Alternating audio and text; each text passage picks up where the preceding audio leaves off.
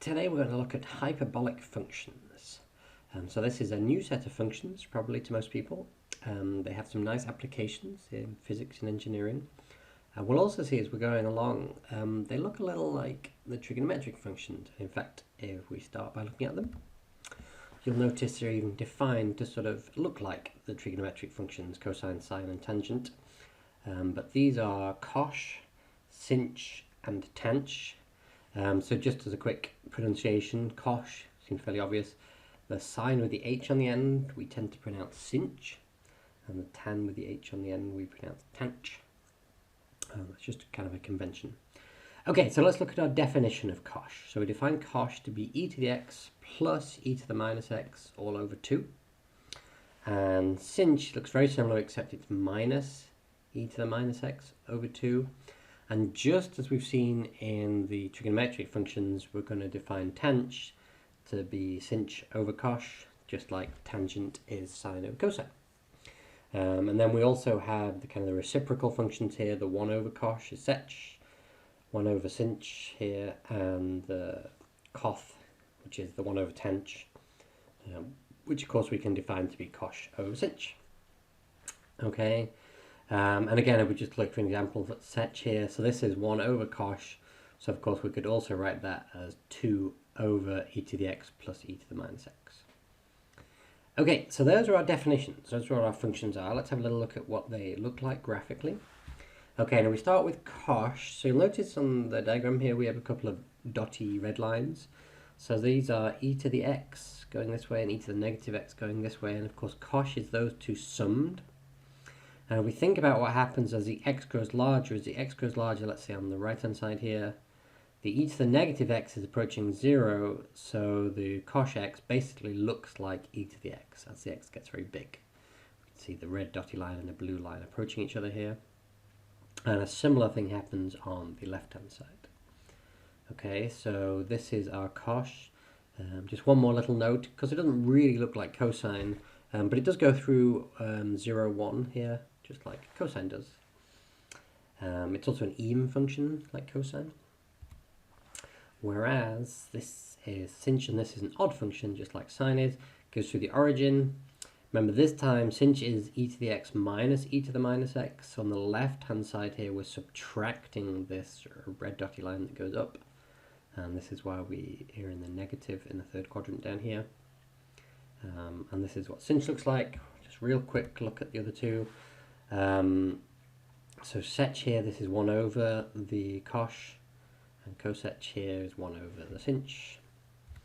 And then we have the 2, the tanh, and the coth. Looks something like that. Okay. Okay, so now let's look at some properties of these hyperbolic functions. And as I mentioned before, they'll look in several cases very similar to some of our trigonometric properties. So let's start by looking at cosh squared minus sinh squared. Okay, you may recall from trigonometry that sine squared plus cosine squared equals 1. Here we'll subtract and see what happens. And in all cases, the very first thing we'll do is just go back to our definitions, our e to the x and e to the negative x terms. Okay, so they're each squared, so we square those out. We get e to the x times by e to the x, which is e to the 2x, and then we get 2 e to the x, e to the negative x, and then e to the negative 2x, that's all over 4. And similarly on the right hand side here, and you'll notice we have e to the x multiplied by e to the negative x. So of course we just sum the exponents, and x minus x is 0, so these just become 1. So we get a 2 here and a 2 here. And now we also have an e to the 2x and a negative e to the 2x, so they can cancel. Similarly with the e to the negative 2x's, they can cancel.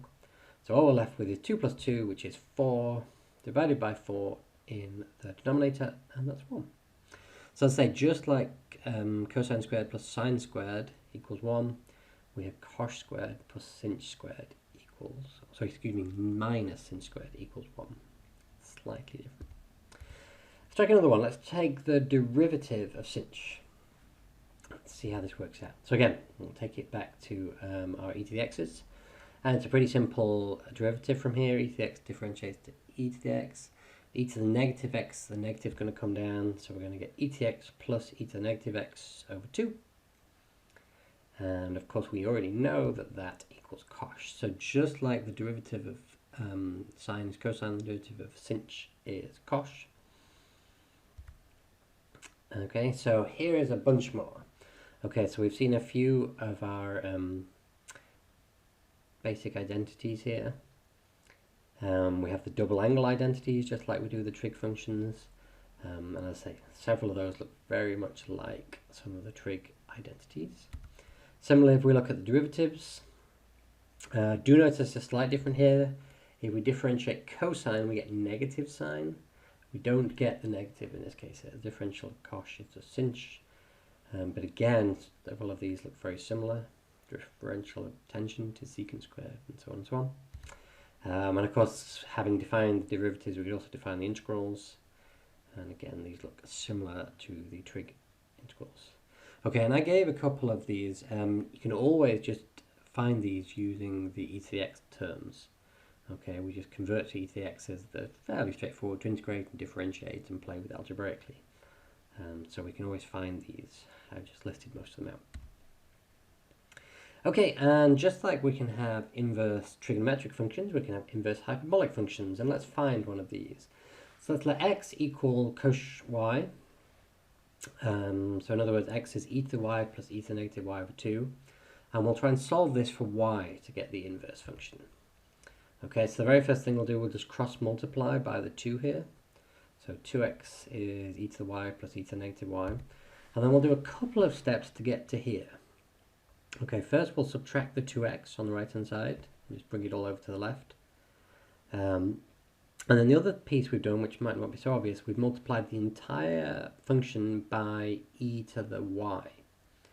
Okay, so we multiply by e to the y. The e to the y multiplied by e to the y becomes e to the 2y.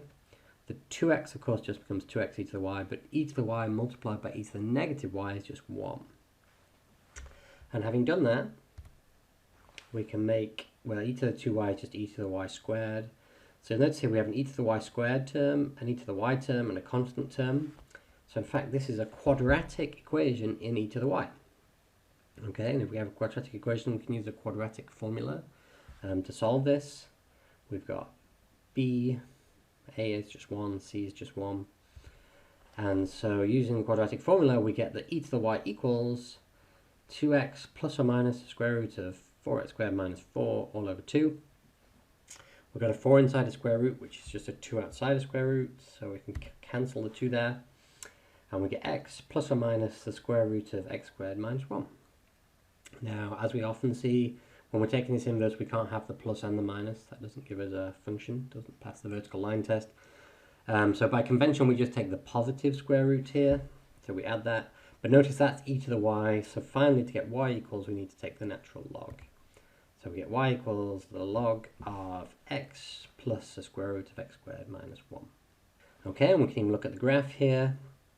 So we just take the positive cosh x, then the inverse, and of course the inverse should be the reflected in the line y equals x, and that gives us the red line here.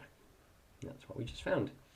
Okay, so there's all of the inverse hyperbolics. Obviously we have the one we just found at the top, but you can find all of them in a pretty similar way. So those are all our inverses. Just a quick note, of course, these are only defined in certain places. So for example, if we just take the top one, we can't get a negative inside the square root, so we have to have x is greater than or equal to 1. So some of these have a restricted domain for various places. Okay, and then finally, well, can we differentiate the inverse hyperbolics? Okay, what is the derivative of cosh to the negative 1, or arc cosh x? Okay, and we're going to do this by taking y equals arc cosh x, and rewriting that as cosh y equals x. And having done that, we can differentiate implicitly to solve. And it actually works out pretty simply having done that. So we're going to differentiate both sides with respect to x. Okay, on the left-hand side here, if we differentiate cosh y with respect to x, we get sinh y, but we have the dy dx because of the implicit differentiation. And if we differentiate x, we just get 1. And so now solving that for dy dx, we get 1 over sinh y. Now, of course, we need that in terms of x, ideally. But using one of our identities, our hyperbolic identities, We know that sinh y is the square root of cos squared y minus 1. Maybe we'll just put the identity there, just as a reminder. And given we know that, we can rewrite this as 1 over square root of cos squared y minus 1. But going back to this term here, this says that cos y is equal to x. So finally we get that our derivative is 1 over the square root of x squared minus 1. So that is the derivative of arc cos x. Okay, and so finally here are all those derivatives of all these inverse hyperbolic functions. Okay, so that was a quick introduction to hyperbolic functions.